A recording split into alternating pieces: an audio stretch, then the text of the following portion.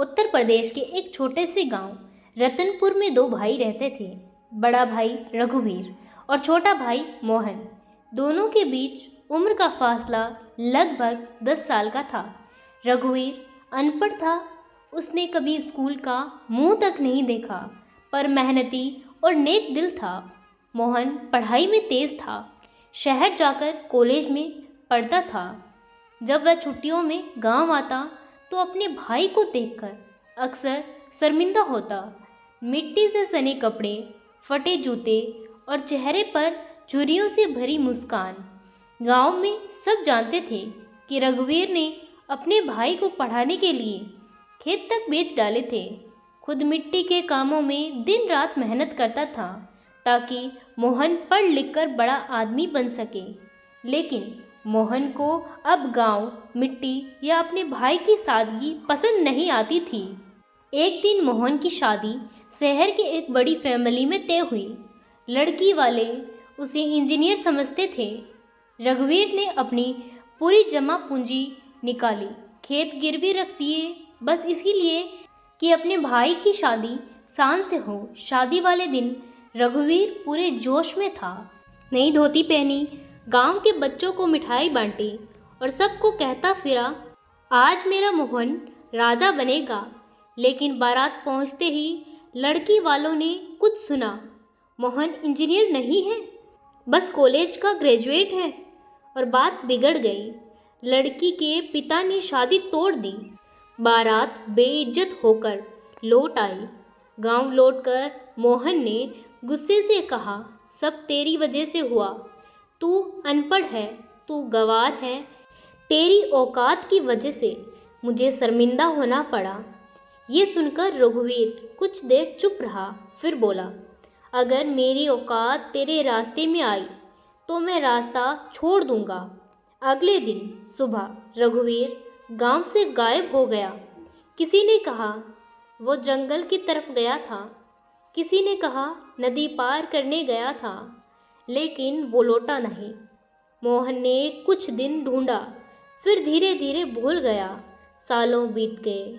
मोहन अब शहर में सरकारी नौकरी लग गया था। बीवी और एक बेटा था, पर उसके मन में एक साया हमेशा रहता। उस रात का जब उसने अपने भाई को गालियां दी थी।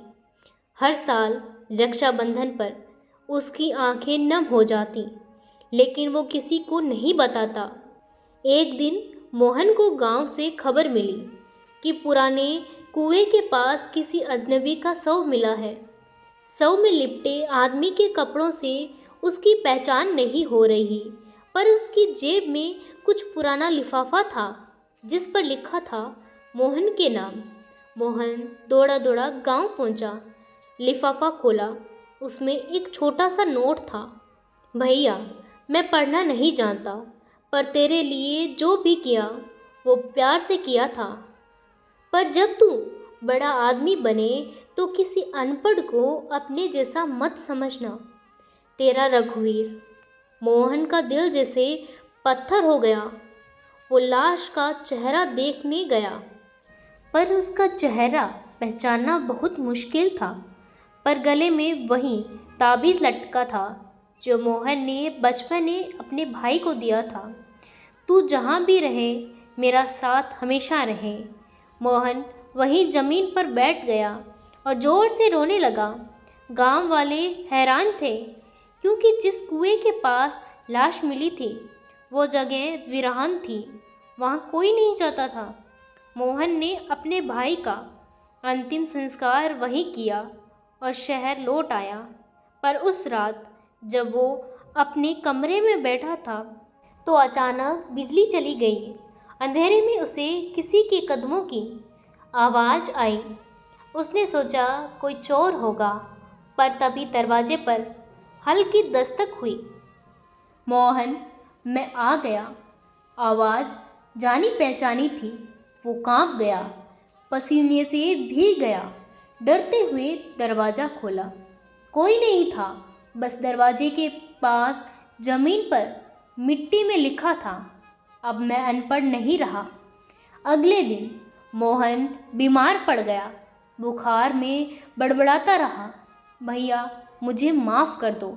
डॉक्टर ने कहा उसे मानसिक आघात लगा है। कुछ महीनों बाद मोहन की तबीयत थोड़ी सुधरी, पर अब वह हर हफ्ते गांव जाता और उसी कुएं के पास बैठकर घंटों बातें करता, जैसे किसी के संवाद कर रहा हो।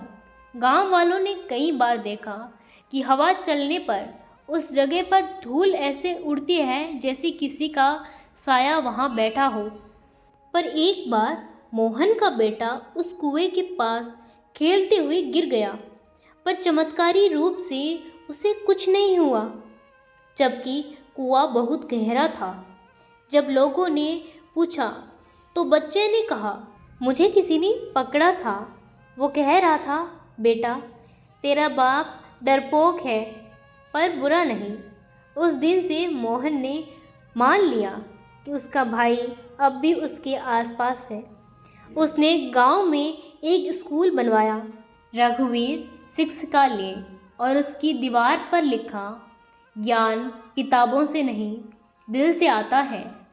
हर साल स्कूल की सालगिरह पर मोहन खुद बच्चों को कहानी सुनाता, पर एक साल वो नहीं पहुंचा।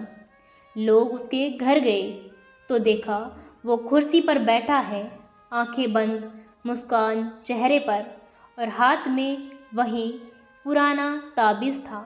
उसके पीछे दीवार पर मिट्टी से किसी ने लिखा था, अब हम दोनों पढ़े लिखे हैं। गांव में आज भी लोग कहते हैं, रात को उस स्कूल के पास दो साएं बैठे थे, एक मिट्टी के कपड़ों में और दूसरा किताबें खोलकर। दोनों मुस्कुराते हुए बच्चों को देखते हैं, और जब कोई बच्चा गलती करता है तो वह हवा में हल्की आवाज़ सुनाई देती है। भाई भाई में दूरी मत रखना, वरना जिंदगी अधूरी रह जाएगी।